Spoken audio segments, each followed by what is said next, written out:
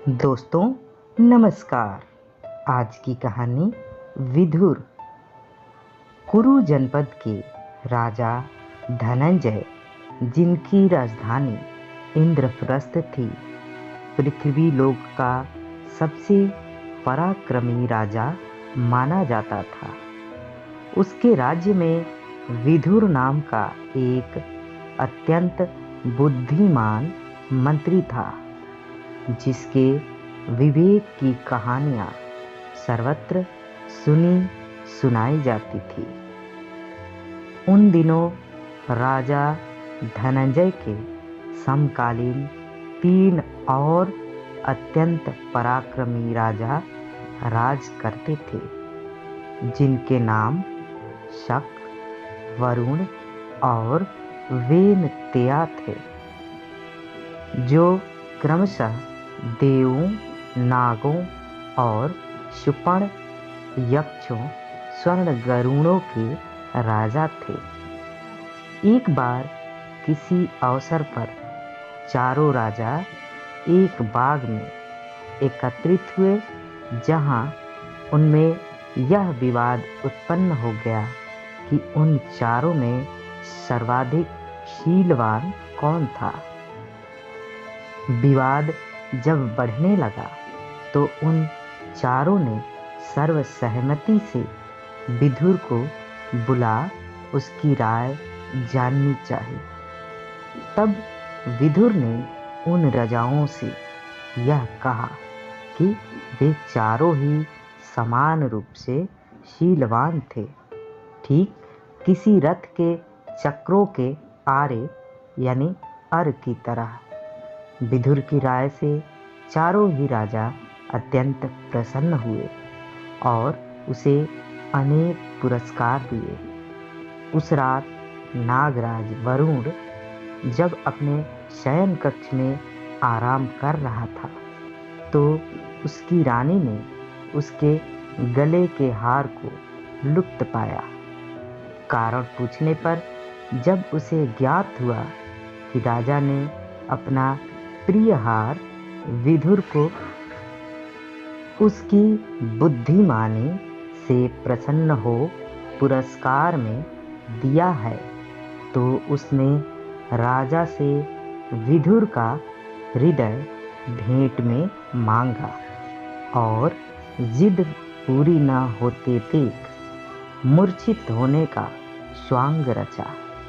एक दिन शूपण यक्षों का सेनापति पुन्नकराज नागलोक के ऊपर से उड़ता हुआ जा रहा था।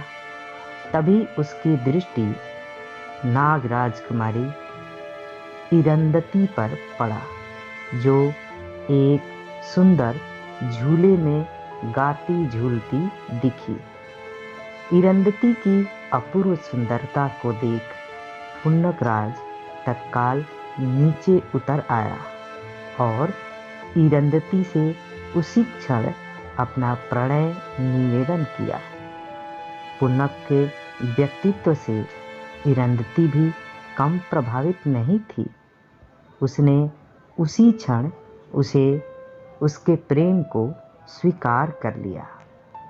पुन्नक जब नागराज वरुण के पास पहुंचा, वहां उसने इरंदती का हाथ मांगा।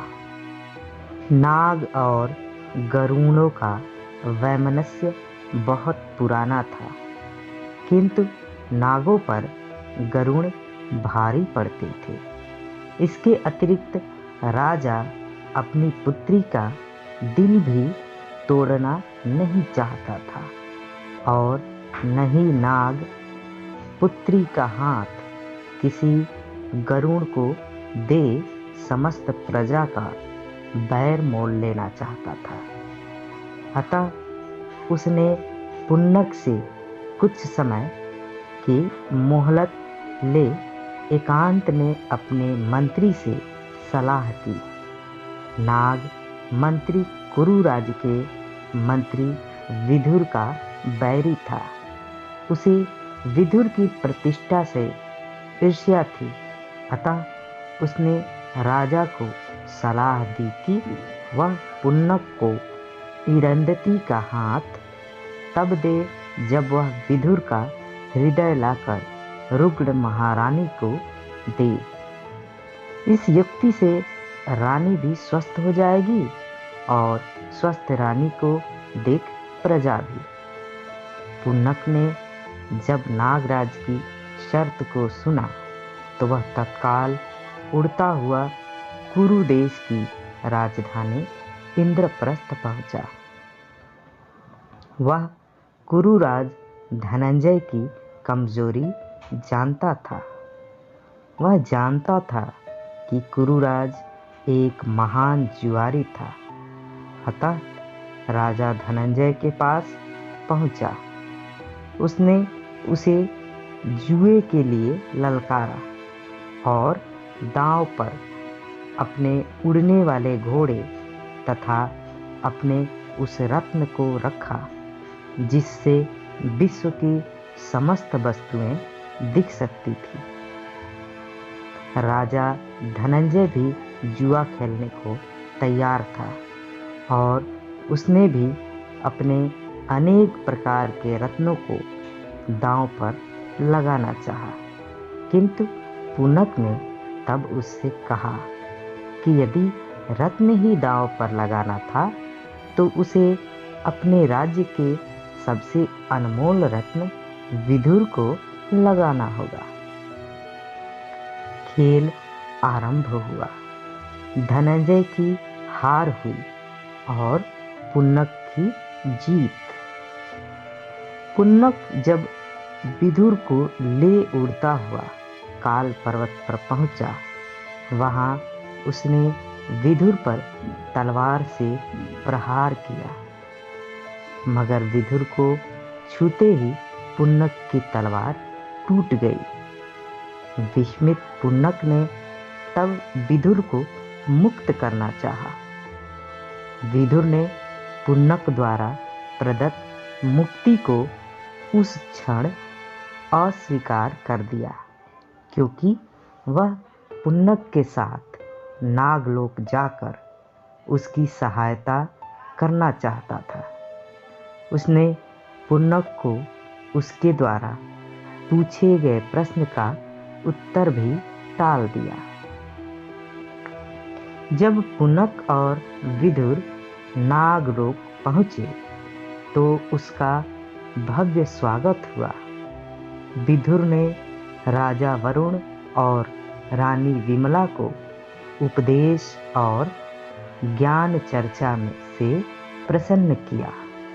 तत्पश्चात पुन्नक और ईरंदती का विवाह बड़ी धूमधाम से संपन्न हुआ। विवाहोपरांत पुन्नक ने विदुर को ससम्मान इंद्रप्रस्थ पहुंचाया और उसे अपना वह रत्न भेंट में दिया जिससे विश्व की कोई भी वस्तु देखी जा सकती थी। तो दोस्तों, ये थी आज की कहानी। मिलते हैं एक और कहानी लेकर। तब तक के लिए नमस्कार, जय हिंद, वंदे मातरम।